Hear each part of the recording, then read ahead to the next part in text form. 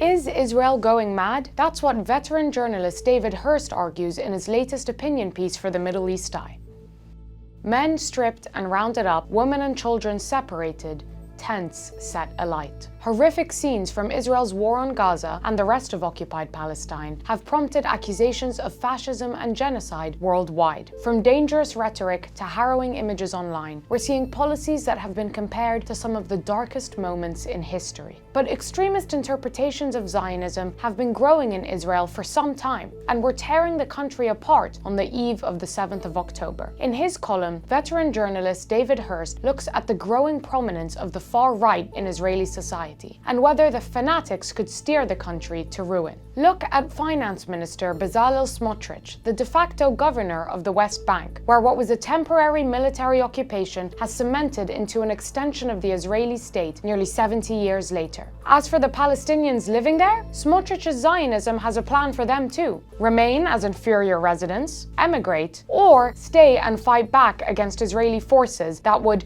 kill those that need to be killed. The impunity that Smotrich's brand of Zionism offers its supporters has helped speed up this process. Settlers have increasingly uprooted or burned olive trees, stolen livestock, and poisoned wells, with the aim of making the West Bank uninhabitable for its Palestinian residents. Hirst argues that this dynamic came to a head with the Hawara pogrom of February 2023, where Smotrich's rhetoric incited over 400 Jewish settlers to riot through the Palestinian town of Hawara in the West Bank, torching homes and vehicles as they went, with Israeli soldiers defending them at their side. This was not an unintended effect of Smotrich's rhetoric. It was his policy in action. He later added that Hawara should be erased, saying he planned to call on Israel's military to hit Palestinian cities with tanks and helicopters. Smotrich's brand of ultra-nationalist, religious, and expansionary Zionism is not unique to him, explains Hirst. It is shared by cabinet co-member Ben Gvir, notorious for receiving dozens of incitement charges, including terrorism, and attending a wedding where guests stabbed the image of Palestinian baby Saad Dawabsha, who was burned alive by a fellow settler. Just as Smotrich took control of the West Bank from the military, Ben Gvir took control of state security forces to fulfill his nationalist goals, including controlling the police and creating a national guard that answered only to him. Ben Gvir then appointed a chief of staff sure to do exactly that, a young settler in his 20s,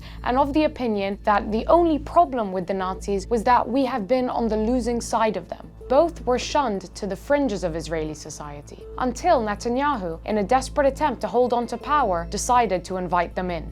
Central to this ultra-nationalist takeover of the state were Netanyahu's planned judicial reforms, which had brought huge crowds into the streets, both in favor and against. Those in favor had created a catchy anthem for themselves. Who is going up in flames now? Hawara. It is burning all night. Hawara. This is one of several nationalist classics. Death to the Arabs and May Their Villages Burn are favorites during the annual Flag March, whereby settlers march through the streets of Jerusalem, beating any Palestinian in their way. Hirst adds that the 1967 war and the annexation of territory that followed helped these religious Zionists and their secular ultranationalist counterparts start to execute their vision, a slow and steady process culminating in their entry into government in 2022. But their road to redemption, argued scholar of German history Moshe Zimmerman, risked becoming Israel's road to ruin. Israel's response to the 7th of October has sped up the country's transition from identifying as a Jewish democratic state to a Jewish halakhic state, or theocratic state. Some soldiers have taken to blowing up mosques and building makeshift synagogues in liberated parts of Gaza. A massive surge of mini Hawaras in the West Bank have cleared the way for new settlement projects, and a war with Hezbollah has sparked talk of settling South Lebanon. For this group, the war presented a historical opportunity like no other. If these forces in Israeli politics continue to take advantage of that opportunity, Israel may complete the far-right trajectory these ideologues began decades ago.